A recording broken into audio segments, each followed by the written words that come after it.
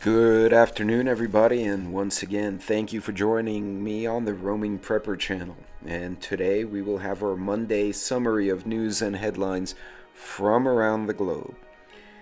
Now, as always, I try and give you guys and girls a good mix of different headlines so that you guys can be informed, make some good decisions, and if nothing else, maybe be entertained a little bit.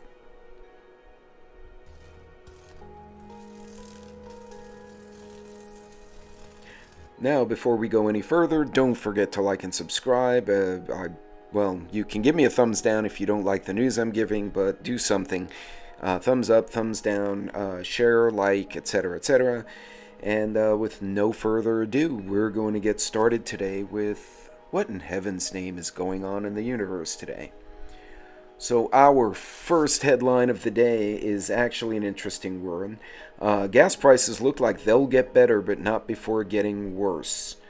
This is from Insider Magazine, and what they're speculating is that even though eventually the market will level off in the near term, the lack of oil and the lack of refining capabilities is going to affect the price of gas. Now, this is something I've spoken about quite a bit.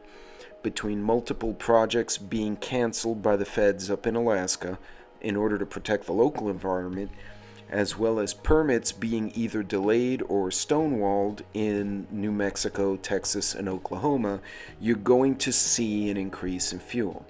This also adds to the fact that our strategic petroleum reserve is at an all-time low, and now the government doesn't want to refill it at these higher prices because they should have done it 4 months ago. But, we were sending money overseas instead of taking care of our business. Speaking of taking care of our business, an interesting article from the Washington Examiner, 3 reasons why immigrants are surging to the U.S.-Mexico border. The first one is free rides north on Mexican freight trains. It's not that the Mexican freight companies are letting them do it for free, they just don't have the personnel to enforce it. So if the federales don't catch the illegal immigrants, they just jump on a train and hang out. The other problem is good news from those who arrived earlier. Because everything is backlogged, people are just sneaking in illegally, and they're finding that it's easier to come in illegally than legally. So they're just telling people, just sneak across. It's easier. Now, for the workers and family people, I get that, but that puts the rest of us in danger because we don't know who the hell else is coming across.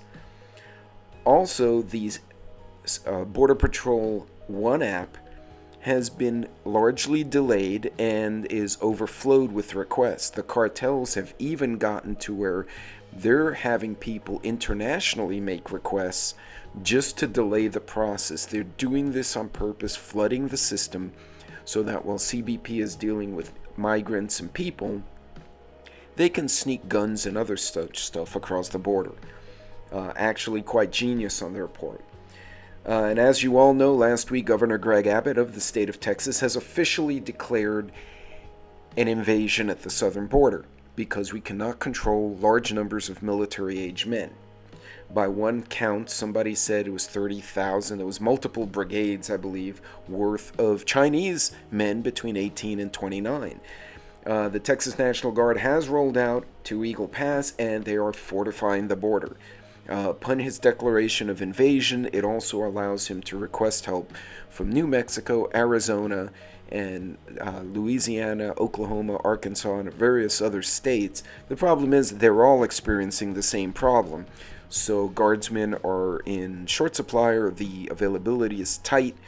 They are even looking for volunteers to help the shelters to actually help register the families, which is well-intentioned, but unfortunately, we need more federal help, and we need to discourage this. Speaking of the feds, don't forget October 4th, FEMA and FCC plan a nationwide emergency alert test. More than likely, they will wake people up and scare the hell out of someone who wasn't paying attention and may be living under a rock. If that day is not suitable for the test, it will occur on October 11th. Now, not to be a fearmonger, but keep in mind the feds and agencies don't drill for things unless there might be a reason. Remember, they're going to be scenario focused on the things they train for. So if they're training for having to notify the whole country at one time about something, there is a scenario out there, whatever it may be, that an emergency may occur across the whole country at once or may affect the whole country. I could be wrong, I could be right. But it's going to be interesting to see that. And who knows, maybe I'll do a live stream with my camera facing my phone. The New Eastern Europe newspaper, which is a new one to me, I found them recently, the impact of the war in Ukraine on the future of Europe. What if Ukraine becomes a nuclear state? Now that's interesting because there's been rumors, a few other prepping channels have mentioned it, that Ukraine was trying to acquire tactical nuclear weapons from somewhere else. Possibly the US, possibly other places. However, if Ukraine becomes a nuclear state, what will happen then? Who will push the button first, and can it escalate? This is kind of an ugly scenario to think about, and of course it's concerning because Ukraine wants to protect itself. In the meantime, we're sending lots of money over, but because of poor auditing practices, there's a suspicion a lot of the money is being misused. As a matter of fact, some of our surface-to-air missiles and some other equipment have wound up with the cartels in South America. Imagine that, because we left weapons with dumbasses. Anyway, Wall Street Journal reports U.S. economy could withstand one shock, but 4 at once. So what would the 4 shocks be? These are expected in the next quarter to 2 quarters. One is gas prices. We've already talked about that in the other headline, and I've been talking about it extensively for a few weeks now. The other is the student loan program to repay will take effect in October. And if that happens, it's going to put a lot of pressure on parents and students to pay back those loans. 3 is the strikes. We not only have the writers' strike in California, we have a United Auto Workers strike and possibly some airline and railroad strikes that can also cause issues. Lastly, the government shutdown. Having all these things happen at once will create an inflationary effect with the gas prices. It will put people without funds for the students and for the strikers because they're not getting paid. And the government shutdown will also cause a problem. So, just something to think about. On some lighter news, Mystical Raven, I've never heard of this newspaper before, this online page, but I thought it was amusing. People provide, quote, evidence that one of the biggest events in history was staged. Basically, they're saying the suit that's on display in the museums in Washington, which is Neil Armstrong's spacesuit, the tread on the shoe does not match the footprints on the moon. Now, it could be simply argued that, well, he had a couple of pairs of boots for this outfit, and they just stuck one on there and really didn't pay attention. Could be it was staged. Who knows? I just thought it was really weird that this was a headline. I don't know, maybe they faked the moon thing. Maybe they didn't. I'm not a flat earth guy. I know too much about math. I see stuff going around us, and I'm like, I kind of know what's going on. But that's really interesting, because what better way to bankrupt the USSR back then than to make them try to go to the moon when they didn't have the money to do it? Just a thought. Also on silly science news, New Jersey UFO scares turns out to be Elon Musk's Starlink satellite launch. This actually happened in Texas last month too. People saw what looked like a shooting star and then a burst of blue light. This was in the nighttime, by the way, followed by another thing coming out of the burst of blue light. They said, oh no, it's aliens doing an entry into our atmosphere. No, actually, it was a booster rocket separation from a rocket that was actually being launched from the West Coast. And yeah, they launched some from the West Coast and some from the East Coast. So in any case, it freaked some people out. It was a hell of a good TikTok video. They got a lot of views. I didn't see it, which was a bummer because that would have been fun. But in any case, if you see something weird in the sky, before you panic, at least double check and make sure that it is actually something scary. Now, I've mentioned before that China's economy is bogus. They use their real estate as a gauge of their GDP, their gross domestic product. Well, right now, Business Insider's claiming China's 1.4 billion population still isn't enough to fill all the empty homes. Now, I've also seen some videos where these homes are so poorly made that people are walking around their apartment, the floor gives out, and they wind up on their neighbor's living room, kind of passed out because they just fell a whole floor. The fact that these buildings are just sitting there, many of them empty, leads to the fact that China's calculation of their GDP is caca. It's even worse than what the Europeans and Americans do, because we can at least say, hey, we sold this many cars, we sold this many whatevers, and you actually can fill our houses here in the States. Actually, we lack houses, but I wouldn't want one of those apartments. I don't want to fall through. Anyway, some market news. So the Dow Jones took a bit of a beating last week, which we were all expecting. I did point it out a couple of weeks ago. It was going to look like a rough month. Also, futures, some of the hedge funds, they took a bit of a hit. But if you look at the percentage, 0.25%, 0.05%, these were small movements.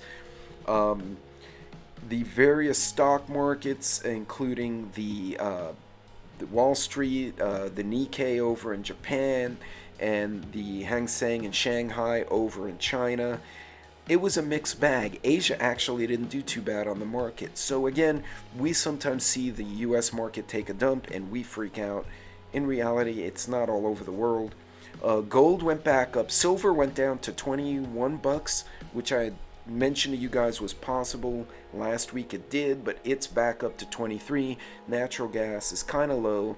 Cotton and sugar are kind of stable, but the oil price is going up, and that affects gasoline, butane, methane, propane, and diesel. I'm sorry, not methane. New refineries are set to come online, and it could cut refiner stocks and gas prices. So with more refineries, we can actually process more of the oil and gas that we're producing. Hence, more supply with the same demand means a lower price. But that remains to be seen. This article was from Seeking Alpha. I like looking there because they kind of do an analytic. And again, these guys and girls have to get it right because that's what they're paid to do. If they screw it up too much, they get a bad reputation and they get fired. Unlike our freaking politicians, but I'm not gonna go there today. I'm trying to behave this Monday. But in any case, it'll take time to bring those new refineries online, so we could see a bit of pain at the pump for a quarter or two before they come online. Pipelines are set up and whatnot. So we're going into an election year. So my case study today was the 2020 riots. In 2020, during the lead up to the elections, a multitude of protests broke out from various factions in the political sphere. Civilians, such as all of us, were caught between left, right, and the military law enforcement that was responding. It's important to understand the early signs of unrest. I actually read a white paper that the feds put out and the military put out about how riots form and how to recognize it. I really need to do a video on that.